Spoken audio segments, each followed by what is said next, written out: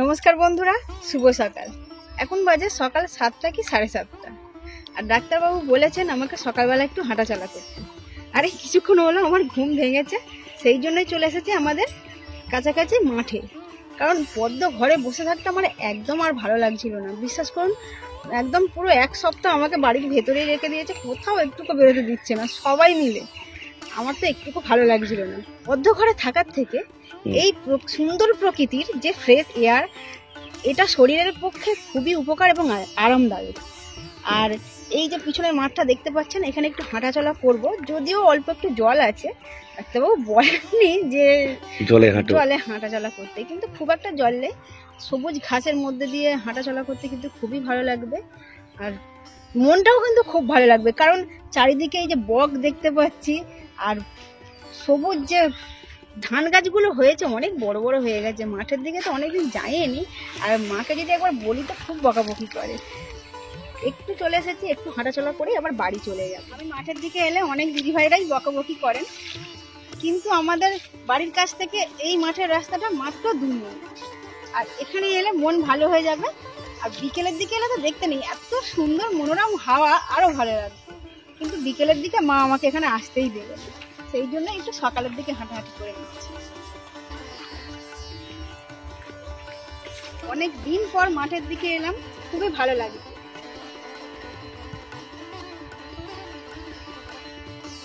এবার চলে এসো।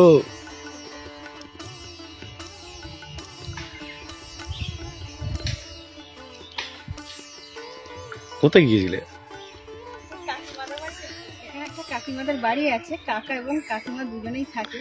তো ওই বাড়িটা অনেক দিনের পুরাতন বাড়ি, অন্য একদিন এসে আপনাদেরকে দেখাবো। আর এখানকার লোকেশনটা কত সুন্দর। লোকেশনটা খুবই সুন্দর, অনেক দিনের পুরানো বাড়ি, একদম পুরো বাগানের ভেতরে, আর নিরিবিলি এরিয়া, খুব সুন্দর, ভালো লাগবে।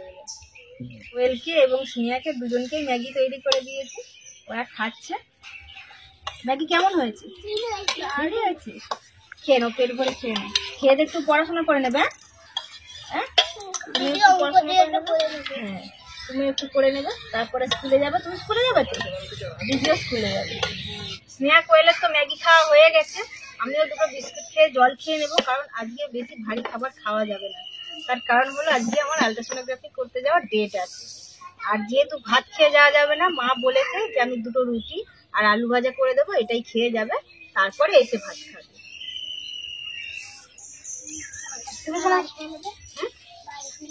কটার সময়? হ্যাঁ, আমাদের বিকেল হয়ে যাবে। আচ্ছা, ঠিক আছে। স্কুল থেকে আসার সময় তোটা নিয়ে আসবে। ঠিক আছে, যাওয়ার সময় তোমাদের স্কুলে নামিয়ে দিয়ে যাবো, আর আসার সময় আবার নিয়ে আসবো। ঘুরে যাবে।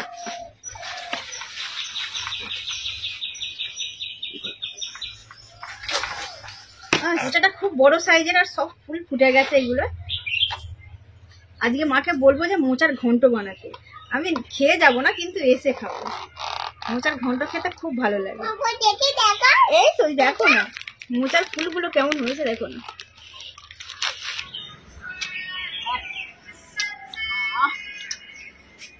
শোনা হয়ে থাকবে, দুষ্টুমি করবে না। আমরা এক্ষুনি চলে আসবো, এক্ষুনি আসবো।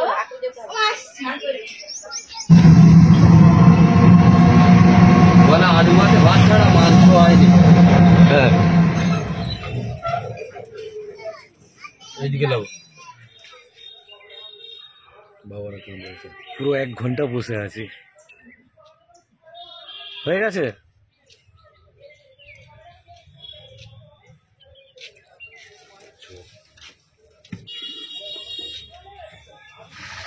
না খেয়ে তো মুখ পুরো শুকনো হয়ে গেছে।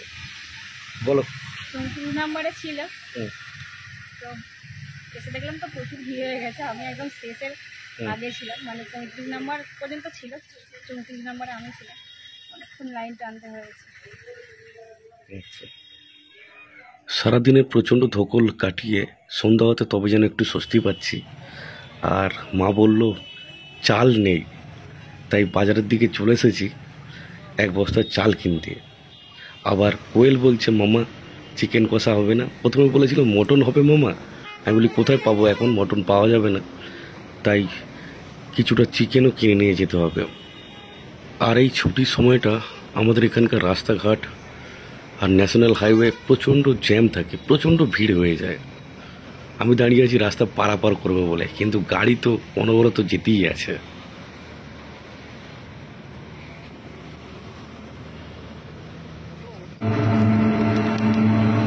সকালবেলা খুবই তাড়াহুড়োর মধ্যে আমরা চলে গিয়েছিলাম আলট্রাসোনোগ্রাফি করাতে। তো প্রচণ্ড ভিড় হয়েছিল, আমাদের আসতে একটু দেরি হয়ে গিয়েছিল। সকালবেলা সেরকম কিছু রান্না হয়নি, সেই জন্য আমরা বাড়ি আসতে সোহেল বলছে, মামা মটন এনেছো? মটন কোথা পাবো এখন? বলছে তাহলে চিকেন কষা হবে না? সেই জন্যই আপনাদের দাদাভাই চলে গিয়েছিল একটু বাজারের দিকে, সেখান থেকে চিকেন নিয়ে এসেছে। আজকে রাত্রে হবে আমাদের চিকেন কষা, রুটি এবং পরোটা।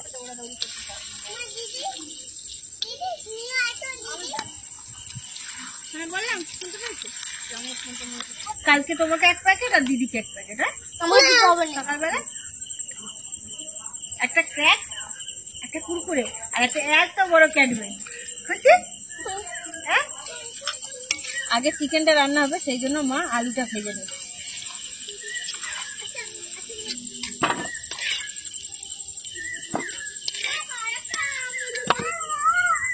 চিকেন কষার জন্য প্রথমে মা কড়াতে তেলের মধ্যে 5 ফোড়ন দিয়ে,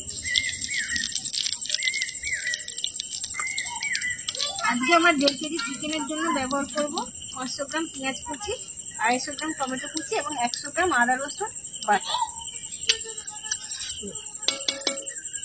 পেঁয়াজের টুকরোগুলো প্রথমে দিয়ে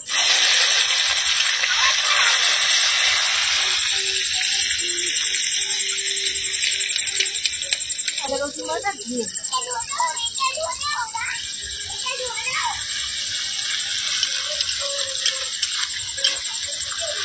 আমরা দুষ্টুমি করো না, এই সাইডে এসে খাবো।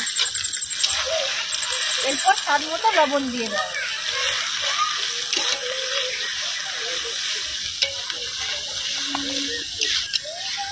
এরপর 1 চামচ হলুদ গুঁড়ো দিয়ে দাও।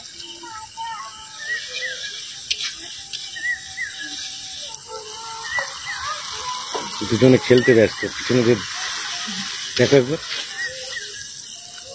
এরপর টমেটো কুচি দিয়ে দেবো।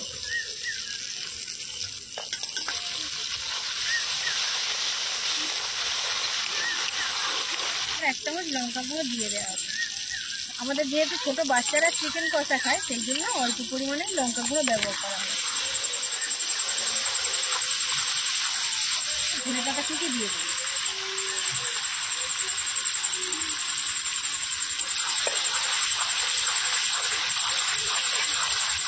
চিকেনের পিসগুলো দিয়ে দেবো।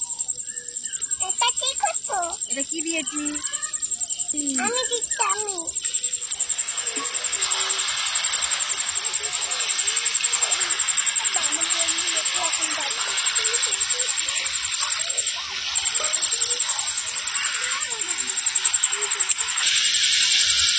এক দিদিভাই কমেন্ট করেছেন যে আমরা কেন আউটডোর কুকিং করি।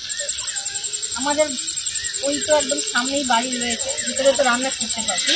আউটডোর কুকিং, আউটডোর ক্যাম্পিং এর মতো মজা নেই। কারণ এই যে বাইরের সুন্দর প্রকৃতির পরিবেশ, ফ্রেশ এয়ার, এটা কিন্তু শরীরের পক্ষেও ভালো, আর এই মনোরম পরিবেশ সবারই ভালো লাগে। সেই জন্যই আমরা বাইরে রান্না বান্না করি আর সবাই মিলে মজা করে খাই, খুবই ভালো লাগে। এরপর ভেজে রাখা আলুগুলো এর মধ্যে দিয়ে দেবো।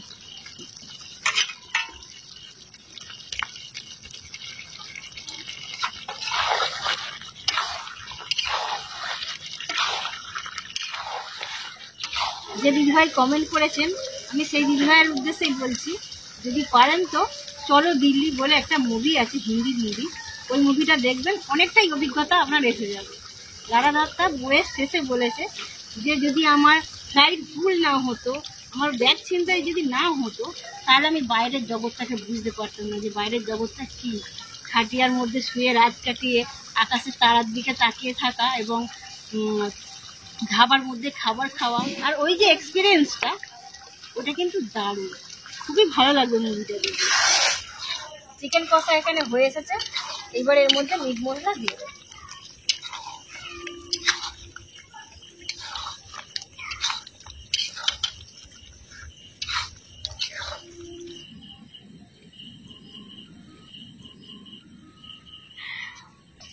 কেমন হয়েছে গো তোমাদের চিকেন কষা?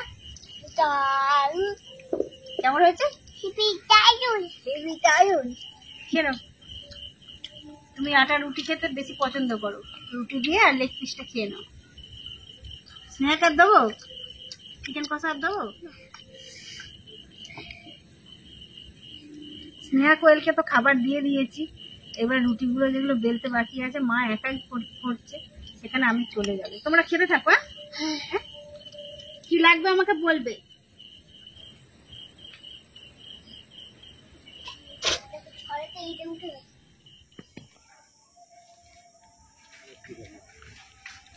স্নেহা কোয়েলের তো আগে খাওয়া হয়ে গেছে, আমি মা বাবা তিনজনে বসে পড়েছি।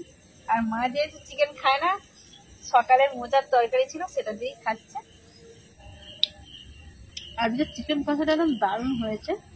সকালের দিকে তো প্রচন্ড গরম ছিল, আর রাত্রের ওয়েদার একদম দারুণ, খুব সুন্দর লাগছে।